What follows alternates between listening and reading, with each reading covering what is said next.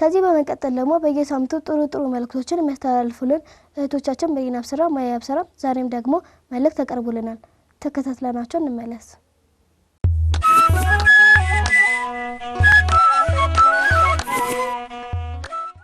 በስመ አብ ወወልድ ወመንፈስ ቅዱስ አሐዱ አምላክ አሜን። ሰላም ጤና ይስጥልኝ። በመላ ዓለም የምትገኙ ውድ እግዚአብሔር ልጆች እህቶቻችንና ወንድሞቻችን እንደምን ሰነበታችሁ? ደህና ናችሁ? እግዚአብሔር ይመስገን እንዳላችሁ ተስፋ እናደርጋለን። አሜን። የአምላካችን እግዚአብሔር ስሙ ዛሬም ዘወትርም የተመሰገነ ይሁን። ቢሉ አቤት ማያ፣ የዓመቱ ማጠቃለያ ፈተና እያደረሰ ስለሆነ እኛ ልጆች ምን ማድረግ እንዳለብን ምን ትይናለሽ? ልክ ነሽ። የማጠቃለያ ፈተና እየተፈተኑ ያሉም አሉ። አዎ እውነት ነው። እኛ ኦርቶዶክሳውያን ምንም ነገር ከመጀመራችን በፊት በጸሎት ነው መጀመር ያለብን። ስለዚህ ጥናትም ሆነ ፈተናችንን በጸሎት መጀመር አለብን ማለት ነው። አዎ አስቀድመን በበቂ ሁኔታ ተክተን ማጥናት አለብን። ስንፈተን ደግሞ ተረጋግተን መንፈተን፣ ስንጨርስም ሌላውን በማይረብሽ መልኩ እግዚአብሔርን አመስግነን ለቀጣዩ መዘጋጀት አለብን። የአንደኛው መልስ ምንድነው? የሁለተኛውስ ምራልሽ እየተባባልን ባገኘነው እየተደሰተን ባጣነው ደግሞ ማዘን የለብንም። በትክክል መለወጥ በምንችለው ነገር ላይ ነው እንጂ ጊዜያችንን ማጥፋት አለብን።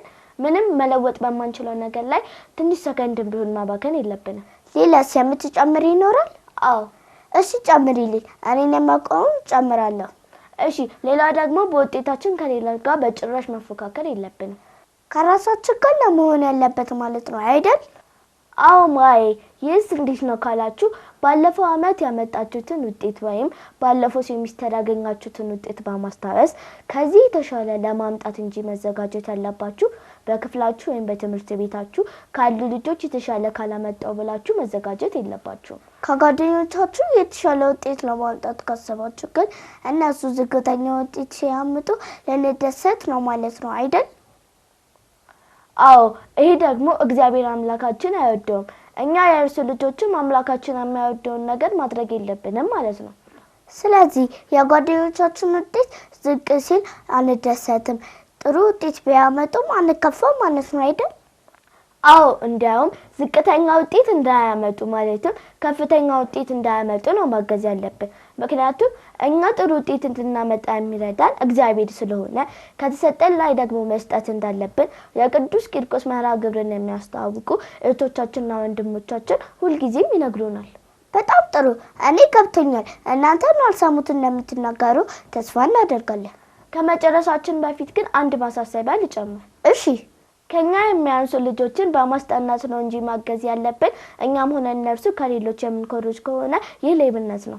ይሄ ደግሞ አትስረቅ የሚለውን የእግዚአብሔር ቃል አላከበርንም ማለት ነው።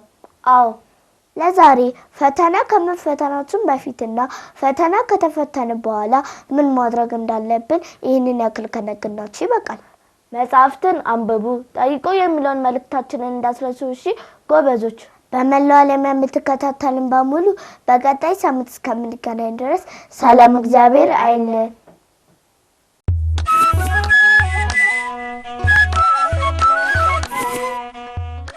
ውድ እግዚአብሔር ልጆች ከመልእክቱ ተመልሰናል። በመልእክቱ ለተሳተፉ ለእህቶቻችን እግዚአብሔር አምላካችን ቃልዎትን ያሰማልን። አሜን።